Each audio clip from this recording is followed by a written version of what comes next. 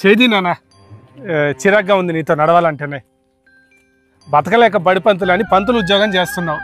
నీతో పాటు చదువుకున్న వాళ్ళందరూ మంచిగా ఉద్యోగాల్లో సెటిల్ అయి మంచిగా సంపాదిస్తున్నారు. వాళ్ళ పిల్లలందరూ వెల్ సెటిల్డ్. మీకేమో చాలని జీతాలు.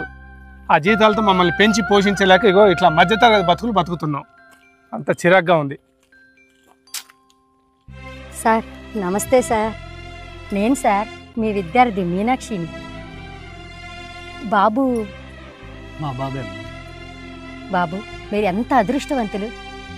ఇట్లాంటి తండ్రి కడుపును పుట్టినందుకు చాలా గొప్పవారే. ఆ రోజు మీ నాన్నగారు మాకు చదువుతో పాటు గొప్ప సంస్కారం నేర్పించారు, గొప్ప విలువలు తెలియపరిచారు. కాబట్టే మేము ఈరోజు ఇంత స్థాయిలో ఉన్నాం బాబు. మాధవరావు గారండి, నమస్కారం సార్. మీరు అప్పుడు మీ స్కూల్ టైం అయిపోయిన తర్వాత మా బాబుకి లెక్కల ట్యూషన్ చెప్పారు సార్. ఇవాళ మా బాబు చాలా వృద్ధిలోకి వచ్చాడు సార్. బాగా డెవలప్ అయిపోయాడు సార్ మా బాబు. నమస్కారం సార్. బాబు మీ బాబా సార్? అవునమ్మా మా బాబు. బాబు ఇలాంటి తండ్రి కడుపులో పుట్టడం నీ అదృష్టం నాన్న. ఓకే సార్, నమస్తే సార్, వస్తాను. ఓకే. నమస్తే సార్. ఈ నెల 8వ తారీఖున ప్రోగ్రామ్కి మీరు వస్తున్నారు కదా? ఎందుకు రాకుండా ఉంటారే? మాస్టర్ చేతుల మీదకి ఎన్నో వేల మంది విద్యార్థులను తీర్చిదిద్దిన సారు. పైగా ఆ సార్ దగ్గర చదువుకున్న ఒక విద్యార్థి కలెక్టర్ అయ్యాడు. మా మాస్టర్ వస్తే తప్ప నేను రానని అంటున్నాడు. సార్ మీరు తప్పకుండా రావాలి సార్. అలాగే. వెళ్ళొస్తాను.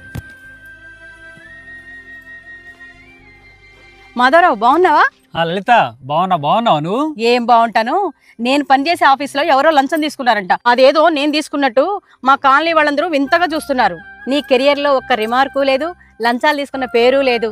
గుణములో గొప్పవాడైన రాముడే చేతులెత్తి మొక్కే గురువు స్థానం మీది. దొంగలు దోచని ఆస్తిని విద్యార్థులకు అండగా అందించే మీరు నాకు స్నేహితులవటం నా అదృష్టం. తల్లిలో గురువు ఉంటారు, తండ్రిలో గురువు ఉంటారు, భార్యలో గురువు ఉంటారు, భర్తలో గురువు ఉంటారు, స్నేహితుల్లో గురువు ఉంటారు.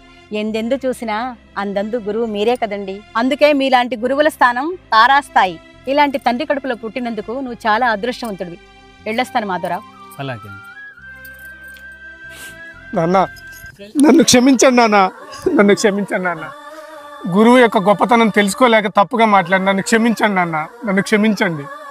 ఈ తప్పు నువ్వు తెలుసుకున్నావు కదా, వెళ్దాం పదా. నిజంగా గురువుల స్థాయి తారాస్థాయే. ఆ స్థాయిని చేరుకోవటం వారికే సొంతం. ఈ కథ చూసిన తర్వాత వెంటనే మీ గురువులకి ఫోన్ చేస్తే మేము చాలా ఆనందంగా ఫీల్ అవుతాం. నేను కూడా వెంటనే మా టీచర్ గారికి కాల్ చేస్తాను. ఆమె భిక్షే ఈరోజు నా ఈ జీవితం. Hi, so you can see here capital C. ఎంత బాగుంది కదా ఆ కాలంలో. బాగా in Himayatnagar we just came and capital C. Capital C ఒక ప్యాలెస్ ఉన్నట్టుగా ఉన్నది. పురాతన కాలంది కాబట్టి ఇట్లా ప్యాలెస్ లాగా ఇలాగా ఇలాగా ఇలాగా ఇలాగా నైస్.